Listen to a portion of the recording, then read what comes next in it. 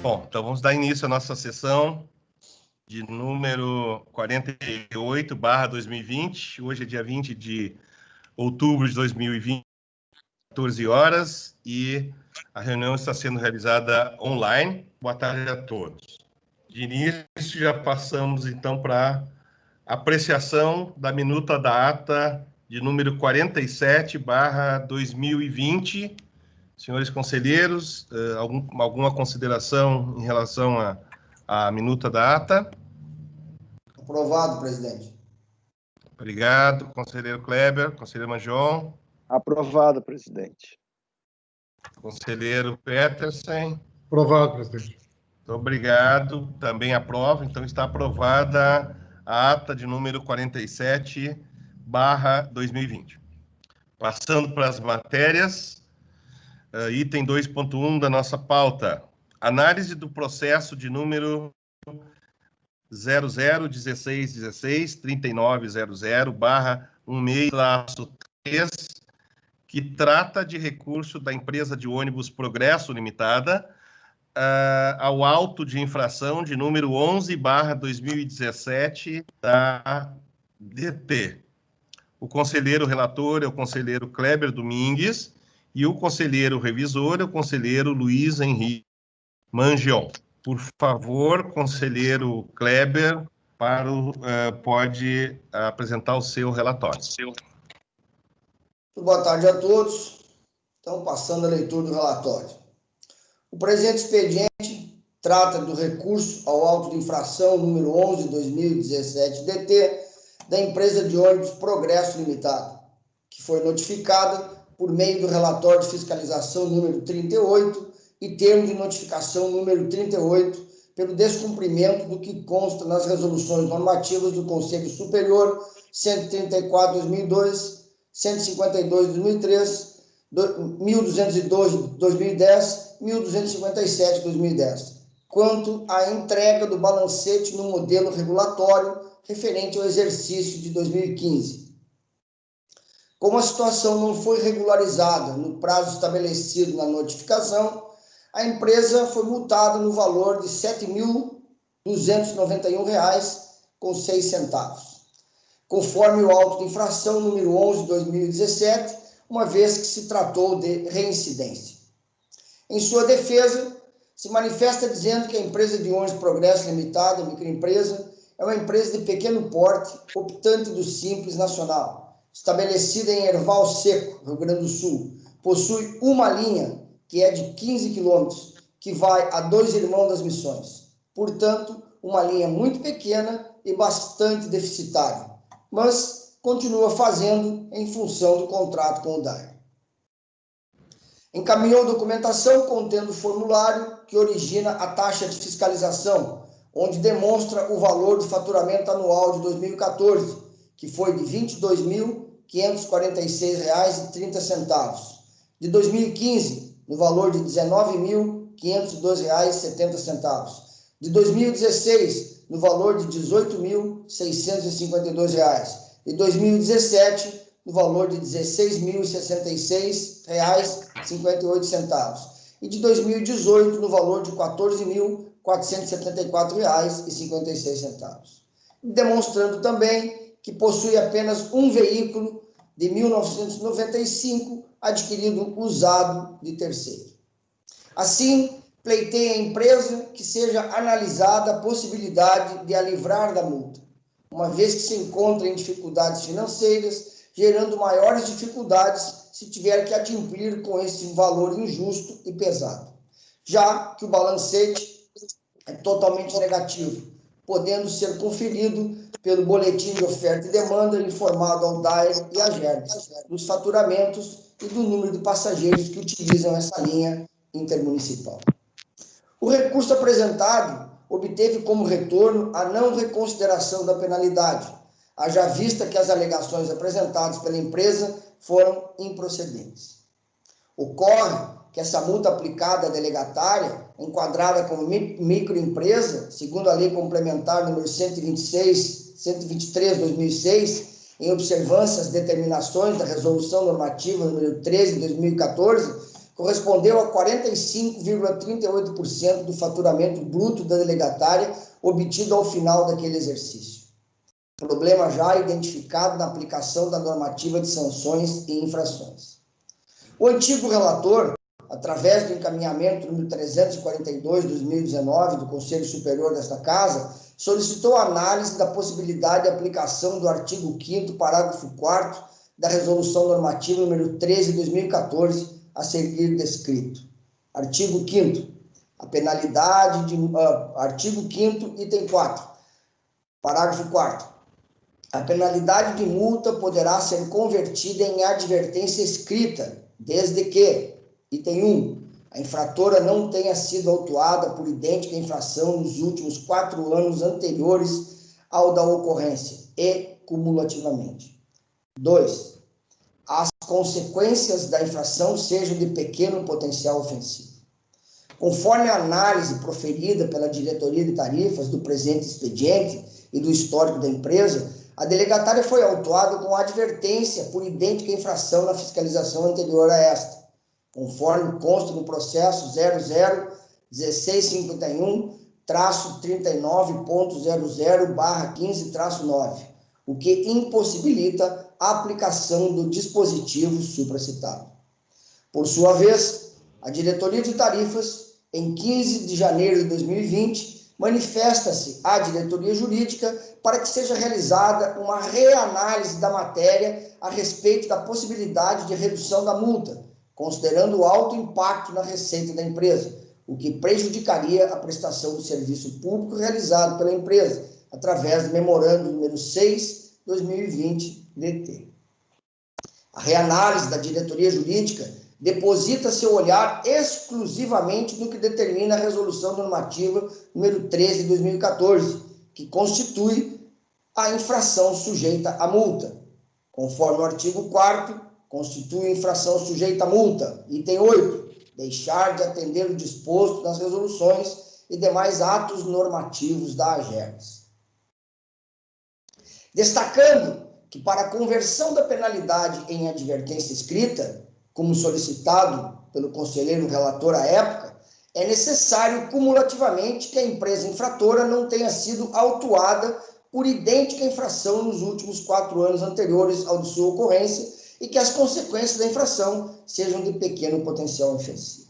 Na informação número 241/2019 DT, foi apontado que a empresa de ônibus Progresso Limitada, microempresa, teve a lavratura do auto de infração número 17 de 2015, conforme documento SEI número 008-2884, com penalidade de advertência, conforme consta no processo 00-1651-39.00/15-9.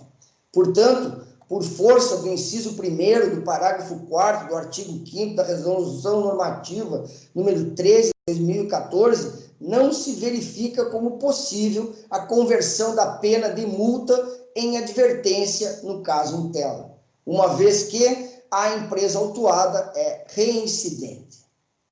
Noutra esteira, embora o parágrafo 1º do artigo 5º da Resolução Normativa número 3 de 2014 preceitue que, na fixação do valor das multas, serão consideradas a abrangência e a gravidade da infração. No caso, em análise, o artigo 6º é específico que para o grupo C, cujas infrações constam nos incisos 7 a 12 do artigo 4º, a multa é de 30.000 vezes o coeficiente tarifário, carecendo o texto da preposição até, que permitiria a fixação da multa até determinado valor. Portanto, em relação às empresas prestadoras de serviço de transporte rodoviário intermunicipal, metropolitano e de aglomerações urbanas de passageiros, artigo 6º, o dispositivo da norma não possibilita a redução do valor da multa por deixar de atender o disposto nas resoluções e demais atos normativos da AGERGS, sendo específico em fixar cálculo para o valor da multa. Kleber. Como bem referido na informação número 241/2019-DT, no atual modelo, abre aspas, a multa possui como base o coeficiente tarifário em vigor, o que a torna um valor único para cada sistema, independentemente da heterogeneidade do sistema, do porte e do faturamento / receita das empresas que o compõem.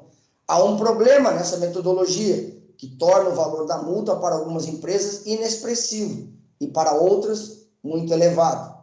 Com vistas a corrigir esse tipo de situação identificada, está em análise na AGERGS a revisão dessa norma no processo 001170-39.00/19-1, fecha aspas.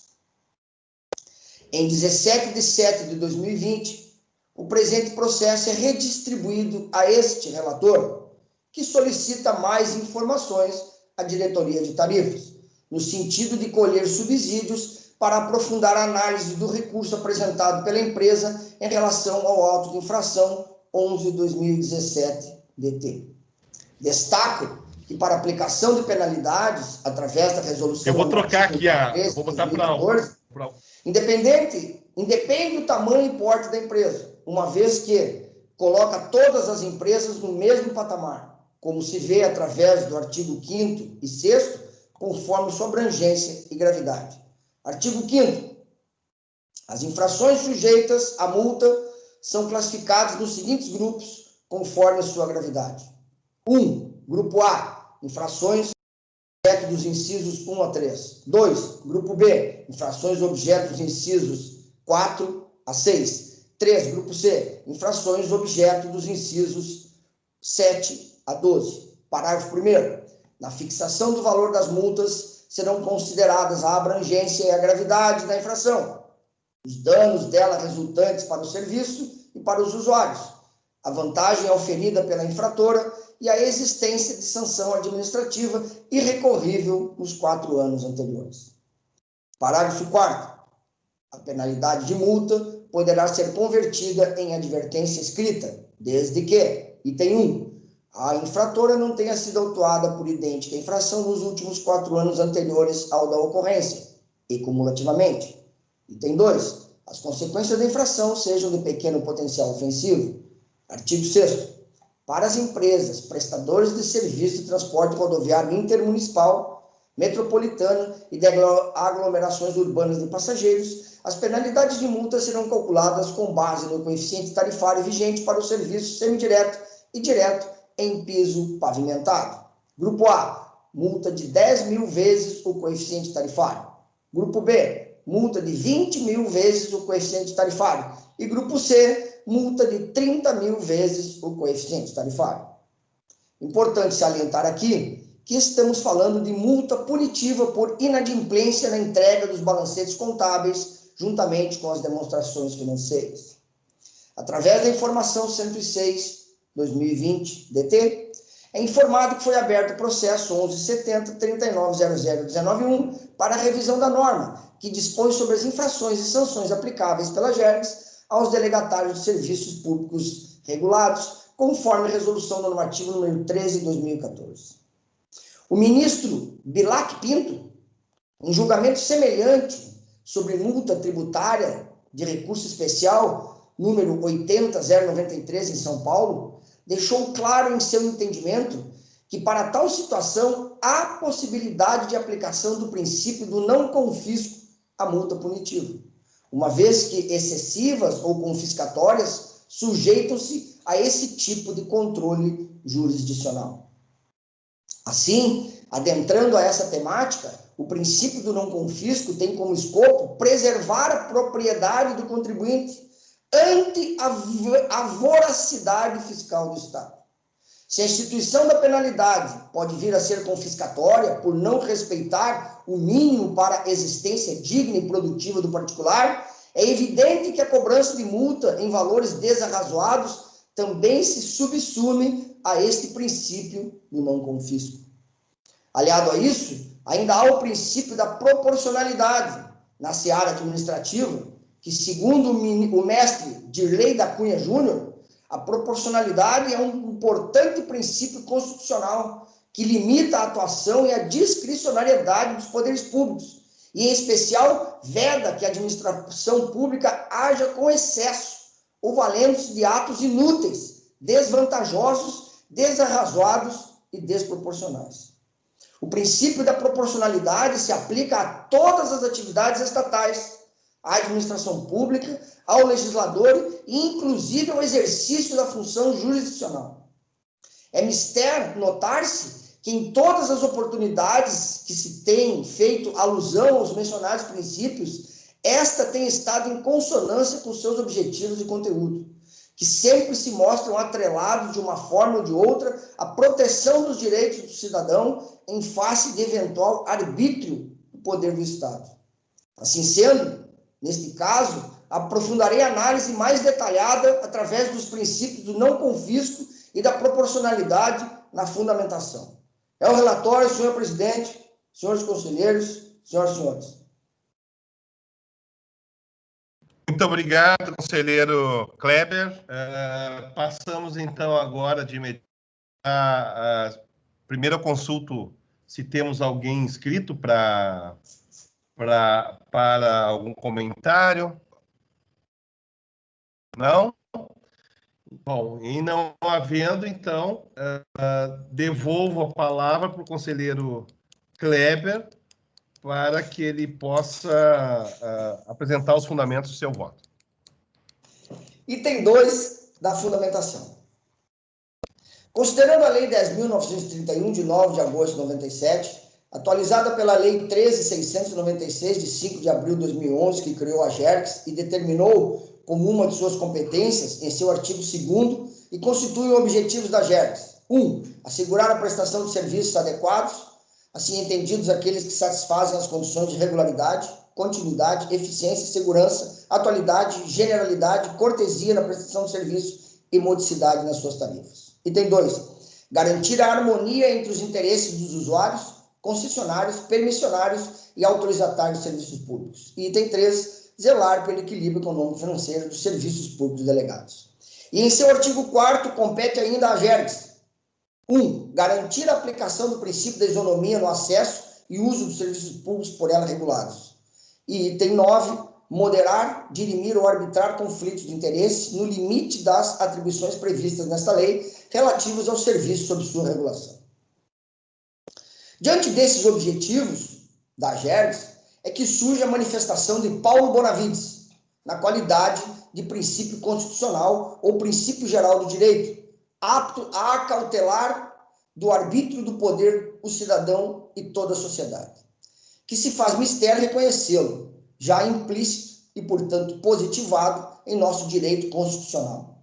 O princípio da proporcionalidade é proibição de excesso, que significa distribuição compatível dos direitos fundamentais, otimização do respeito máximo a todo direito fundamental em situação de conflito com outro.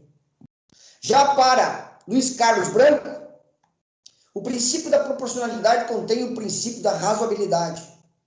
E no direito administrativo, esse princípio serve para conter atos, decisões e condutas de agentes públicos que ultrapassem os limites adequados, visando ao objetivo colimado pela administração. Significa que o poder público deve atuar com equilíbrio, sem excessos e proporcionalmente ao fim atingido, sendo 3 os requisitos do ato administrativo. Primeiro, adequação. O meio deve ser compatível com a finalidade do mesmo. Segundo, exigibilidade. Conduta necessária, em não havendo outro meio menos gravoso para atingir o fim público. E terceiro, proporcionalidade. Em sentido estrito, vantagens superam as desvantagens. No âmbito do direito administrativo, no exercício do poder de polícia, igualmente deve ser levado em consideração o princípio da proporcionalidade para aplicação de sanções, levando-se em consideração que o direito é uno e as divisões são meramente didáticas. Ou seja, ao diálogo das fontes, um ramo do direito se comunica com o outro. Nesse caso, trata-se de uma multa punitiva e, a meu ver, também deve ser utilizado o princípio postulado da proporcionalidade como meta-norma, como interpretação no que se refere à análise e concretude do princípio da proibição do confisco da multa punitiva. Recentemente, o Supremo Tribunal Federal, no julgamento do recurso extraordinário 833.106/2014 do Estado de Goiás, decidiu que é vedada a aplicação de multa tributária pelos fiscos em percentual superior a 100%, em caso de multa punitiva, e 20% em caso de multa moratória, sobre o valor do tributo devido pelo contribuinte, conforme o agravo regimental em agravo de instrumento 727.872, Rio Grande do Sul, sob pena de haver a caracterização do confisco expressamente vedado pelo artigo 150, item 4º da Constituição Federal do Brasil. No caso do expediente SEI 001616390019.4, estamos diante de uma multa punitiva administrativa isolada, no valor de R$ 7.291,06.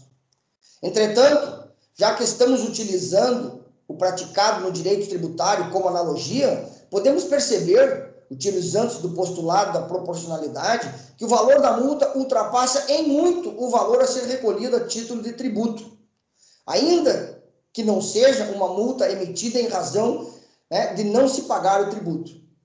Mesmo assim, é uma multa punitiva e, ontologicamente, não há diferença entre esta e uma multa de natureza penal ou civil, por exemplo. No caso concreto, essa multa aniquilaria o negócio da empresa, mesma lógica utilizada na seara tributária. Então, o postulado da proporcionalidade pode sim ser utilizado para se proceder à redução significativa da multa punitiva, porque no caso concreto, podemos compará-la com os institutos do direito tributário, como se fossem tributos em si, para dosá-las, de tal forma que não apresentem como verdadeiro confisco, inviabilizando a continuidade do objeto da empresa. Como se sabe, a administração pública é responsável pela tutela dos interesses da coletividade, devendo atuar não somente de acordo com o ordenamento jurídico, mas também com base em parâmetros proporcionais e razoáveis. Necessário observarmos o artigo 2º da Lei 9.784, de 1999, que regula o processo administrativo no âmbito da administração pública federal, conforme lavra de Paulo Benavides, em Direito Constitucional, 18ª edição, da editora Malheiros, 2006, na página 434, onde diz que o artigo 2º, a administração pública obedecerá, dentre outros, os princípios da legalidade, finalidade, motivação, razoabilidade, proporcionalidade, moralidade, ampla defesa, contraditório, segurança jurídica, interesse público e eficiência. Outro fator que merece destaque é que em 1999, por meio da Lei 9.784, que regula o processo administrativo no âmbito da administração pública federal, a proporcionalidade foi tratada expressamente a nível infraconstitucional, o que só reforça sua importância e indistinta utilização como marco principiológico na atualização da administração pública. Além de sua previsão como princípio a ser obedecido pela administração pública na consecução de seus atos, convém destacar o inciso 6º do parágrafo único do artigo 2º da referida lei, que destacou que, nos processos administrativos, serão observados, entre outros, os critérios da adequação entre outros meios e fins, vedada a imposição de obrigações, restrições e sanções em medida superior àquelas estritamente necessárias ao atendimento do interesse público. Aliás, essa é a posição dominante no Colendo Supremo Tribunal Federal, a quem cabe a última palavra sobre o assunto, quando instado a interpretar e aplicar o princípio, vem determinando a exclusão de multa sempre que se revestir de caráter confiscatório, utilizando dos critérios aqui já citados. Entretanto, como a situação que aqui se analisa configura inadimplência cumulativa e reincidente, é a opinião deste relator que se recalcule o valor devido de forma mais coerente e consoante a realidade fiscal da empresa, uma vez que a comprovação do faturamento, através dos balancetes contábeis, juntamente com as demonstrações financeiras e a declaração fidedigna, devidamente assinada pelo contador e administrador responsável pela empresa para os anos de 2015 a 2018, estão incertos no processo e demonstram a pouca condição de adimplir com a multa apresentada no auto de infração 11/2017-DT. Cabe salientar que identificamos, assim como em outros sistemas de transporte intermunicipal de passageiros, o volume de demanda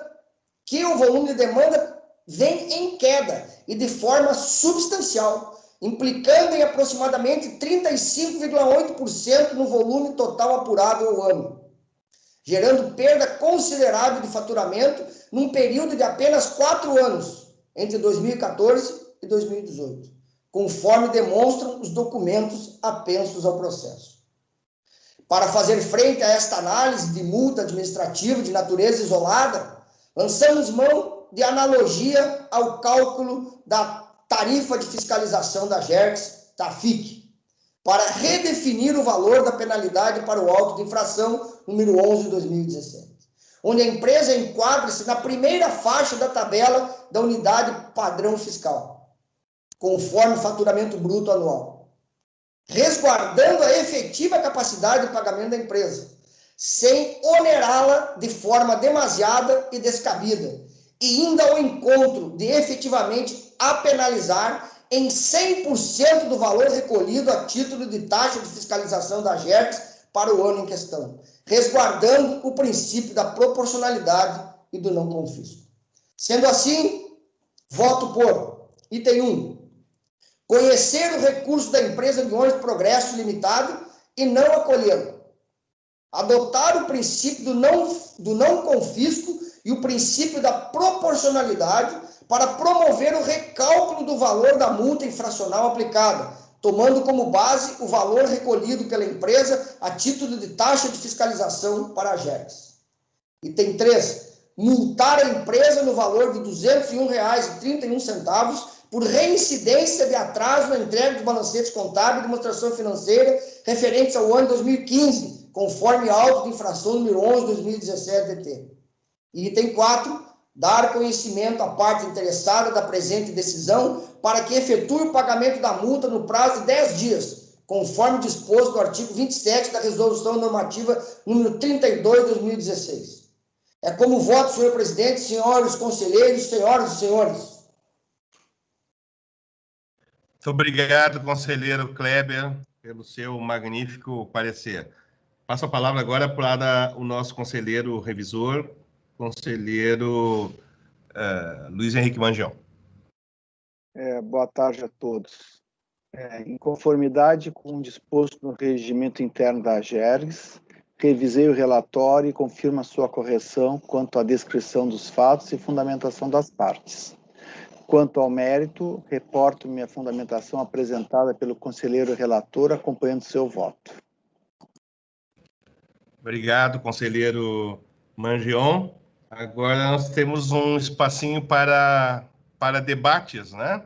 Eu pergunto se o conselheiro Paulo Roberto Petersen tem algum comentário. Conselheiro presidente, louvo o voto do conselheiro relator, né? E creio que esse processo deve servir de ponta para análise de outros que deverão ser na mesma esteira, né? Não podemos aplicar multas em valores exorbitantes que vão certamente abalar todos os alicerces das empresas. Ok. Obrigado, conselheiro Petersen. Eu aproveito também para fazer breves comentários a respeito deste nosso processo. Talvez não em relação ao processo em si, mas eu acho que ao que ele pode inspirar para que a gente entenda melhor um pouquinho, inclusive, o mercado que nós estamos regulando, que é este mercado de transporte. Eu fiquei, quando eu li o processo, eu fiquei muito impressionado com o tamanho da empresa. É uma empresa que tem um veículo de 1995, cuja idade média, obviamente, a média de um veículo só é a própria idade média. Então, significa que a idade média desta frota é de 25 anos. E é apenas um veículo. Então, nós regulamos, no mesmo mercado, empresas de grande porte, um número muito grande de veículos, e uma empresa que tem apenas um veículo com 25 anos de idade. Então, eu acho que o caso em si, e aí eu até fico assim questionando um pouquinho para mim mesmo, né, que qual valor que se aplicar para esta empresa, eu imagino que ele pode ter essa característica de confisco, por uma razão muito simples. Ela é uma empresa que não tem porte para estar operando neste mercado. Então, eu aproveito só este momento do que nós estamos debatendo este assunto aí, que eu acho que é extremamente importante, né? Para alertar, então, quer dizer, o parecer que eu acho que é um parecer extremamente sofisticado, extremamente elaborado. Aliás, parabéns, conselheiro Kleber, parabéns a toda a equipe que se manifestou aí, técnica e jurídica, etc., pelo parecer, né? Eu só lastimo que esta complexidade, esse raciocínio extremamente bem embasado esteja sendo aplicado por uma empresa que tem um ônibus de 25 anos. Então, eu chamaria apenas atenção para isso. Eu respaldo completamente tudo que foi dito, acho que realmente está muito interessante, mas eu chamaria atenção para o paradoxo de nós estarmos regulando uma empresa que tem um ônibus. Eu nem sei qual é a idade máxima admitida, né, legal, para que ele possa estar circulando. Até é importante, até se puder ter do pessoal da área técnica, saber qual é a idade máxima que pode circular o veículo e qual é a idade média que se calcula, inclusive, para tarifa, né? Mas eu acho uma coisa muito surpreendente que a gente tenha um caso como esse, porque, na minha visão, qualquer valor que se aplicar, né, talvez para a empresa desse caso aí, a gente até teria que já fixar uma regra que o máximo que vai ser, que eu entendi, é 100% dos tributos, né? Ou o valor que o conselheiro Kleber sugere aí, que é a questão do valor dos limites superiores que se poderia, mas de qualquer forma é muito emblemático isso, né? Eu diria assim, o fato de ter uma empresa só.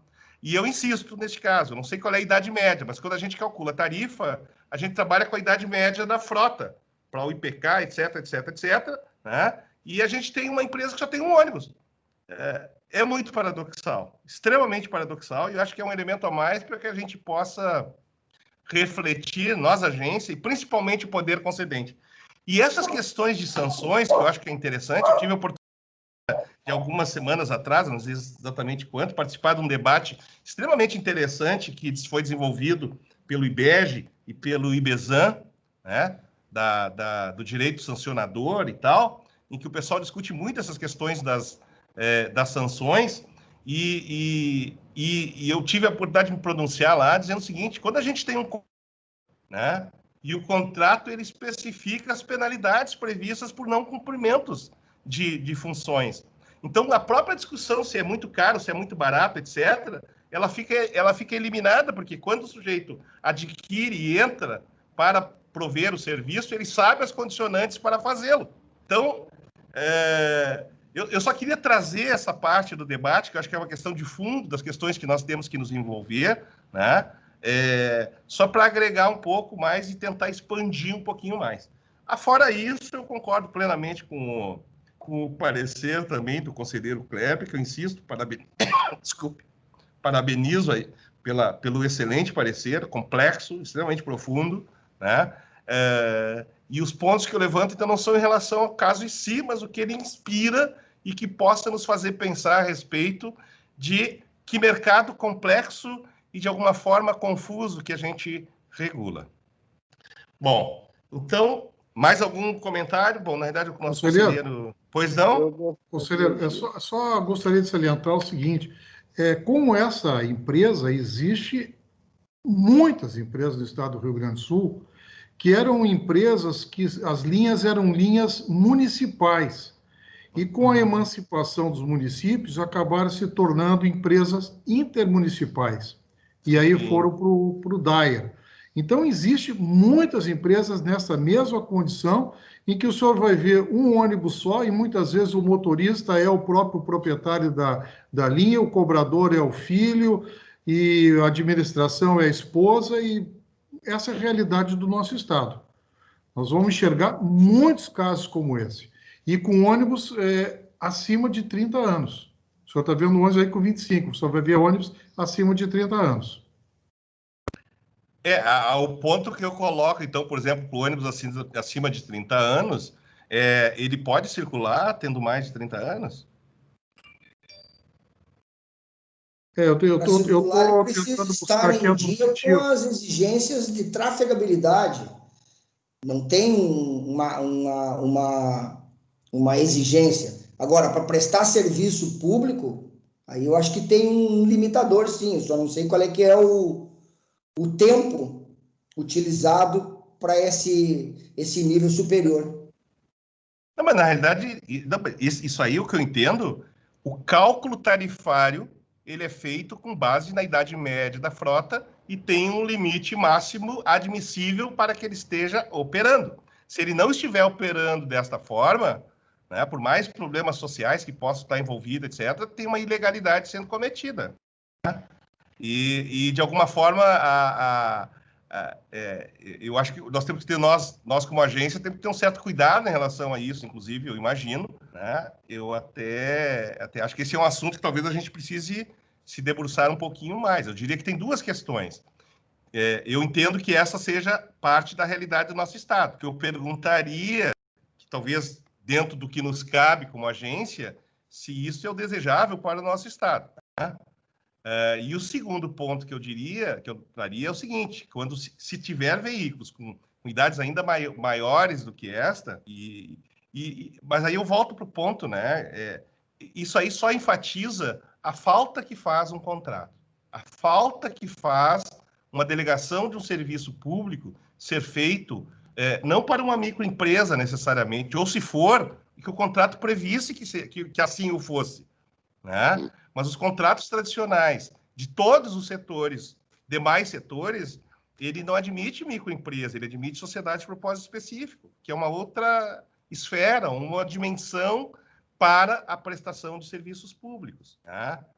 Eu sei que nós não vamos esgotar este assunto agora, mas eu acho que é importante, conselheiro Kleber e conselheiro Mangion, que eu acho que nós vamos defrontar muito provavelmente com essas questões, e acho que, inclusive, a pandemia e mais a queda de demanda que a gente vem observando, né, ao longo do tempo, muito provavelmente nós estamos envelhecendo a frota talvez o Detran tenha que, ou sei lá, os órgãos de trânsito tenham que modificar, talvez, se é que, de ponto de vista de segurança, isso se justifique. Mas acho que nós temos um bom problema pela frente aí a enfrentarmos. Né? Mas tá bem. Não sei se tem mais alguma consideração. Senão, a gente já pode passar, então, para... Pois não, conselheiro Manjão. Um dos meus primeiros pedidos, quando eu assumi no Conselho, foi que fosse feita a revisão dessa resolução normativa de sanções, o número 13, porque eu já percebia desde o início, quando ela foi feita, que haveria algumas injustiças, né? Como essa é a primeira vez que ocorre de fato prático, né? Onde o critério que foi estabelecido na época para os ônibus e para outros serviços também não era um critério que respeitava uma certa proporcionalidade em relação ao tamanho das empresas. E, na época, havia a preocupação de que as multas pudessem ser muito caras para empresas de grande porte, né? Mas o que de fato ocorreu é que ela ficou muito cara para as empresas de pequeno porte, né? Então, há necessidade de se fazer uma revisão urgente, né? Até para que os licitantes que venham a ingressar nas próximas licitações saibam quais são as regras que vão estar valendo pela agência de regulação. Então, esse processo, eu olhei, ele está bem encaminhado, né? Eu acho que muito em breve a gente tem que concluir uma nova resolução. Ok. Tá bem. Só agregaria também, né, conselheiro Manjão, assim, ó, ter bem claro o que significa essa nova licitação, esses novos ingressantes, né? Quer dizer, se a licitação for feita admitindo que se tenha empresa com apenas um ônibus e que esse ônibus possa ter 25 anos, isso é um contexto. Se nós tivermos que forem por bacias ou que tiver um outro contexto e que pressuposto é que sejam empresas de um determinado porte para atender a uma rede, uma micro-rede, etc., o contexto é outro, né? Eu acho que nós temos que fazer essa norma, obviamente, essa revisão, que eu acho que ela é extremamente importante. Eu acho que a questão da proporcionalidade ela é importante, né? Mas eu acho que ela tem que estar muito bem vinculada ao tipo de mercado que a gente está regulando. Eu gostaria, sinceramente, que a gente pudesse evoluir. Obviamente que essa não é uma função nossa da Agergs, mas que a gente pudesse ter empresas com estruturas um pouco mais sofisticadas, mais elaboradas, e que fossem maiores, e que talvez a gente, nessa proporcionalidade, a gente não tivesse que partir para uma empresa que tem 600 ônibus e cobrir na mesma norma até uma empresa que tem apenas um ônibus velho. Então, eu acho que a questão não é a norma em si, que senão, e nem a questão da proporcionalidade, que senão o fato de que o mercado admite que tem uma configuração extremamente variada do tamanho de empresas dos prestadores de serviço. Mas, enfim, eu acho que é muito importante tudo que a gente está discutindo aqui, e é importante essa revisão também. Mas algum comentário aí? Na época, quando foi proposta a norma, ela era um percentual sobre o faturamento das empresas. Então, se tu pegasse 0,05% sobre o faturamento de uma empresa grande ou de uma empresa pequena, a proporcionalidade seria mantida, né?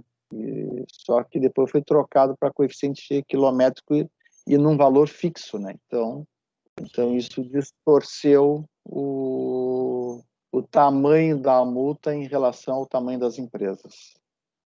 Perfeito. Ok, mais algum comentário, senhores? Bom, aí não havendo, então devolvo a palavra então para o nosso relator, conselheiro Kleber. Eu mantenho o voto, presidente. Muito obrigado, conselheiro. Conselheiro Tom? Eu acompanho o relator, presidente. Na sequência, devo eu, então, votar. Eu também acompanho o relator e, mais uma vez, parabenizo aí pelo excelente parecer. Conselheiro Petersen? Com o relator. Ok. Muito obrigado, senhores conselheiros. Está aprovada o relatório e o parecer do conselheiro Kleber Domingues. Passamos para a terceira fase da nossa reunião, são as comunicações. Para comunicar, então, que foi distribuído, através do sistema eletrônico DPA, o processo de número 000-888-3900/18-7, que trata de termos aditivos aos contratos de programa da Corsan para contratação de parceria público-privada para a realização de esgotamento sanitário. O conselheiro relator é o conselheiro Luiz Henrique Mangeon, e o conselheiro revisor é o conselheiro Paulo Roberto Petersen. Outra comunicação é que foi distribuído, através do sistema eletrônico DPA, o processo de número 000-911-3900/18-3, que trata de recurso da Corsan ao auto de infração de número 16/2019. O conselheiro relator é o conselheiro Kleber Domingues e o conselheiro revisor é o conselheiro Luiz Henrique Mangeon. Feitas estas comunicações, então passamos para assuntos gerais. Eu abro aí para os conselheiros, se tiverem algum assunto geral a tratar, a considerar, por favor. Não? Conselheiro Manjão. Tá. Conselheiro presidente. Tá, temos o conselheiro Petras e o conselheiro Manjão, por favor.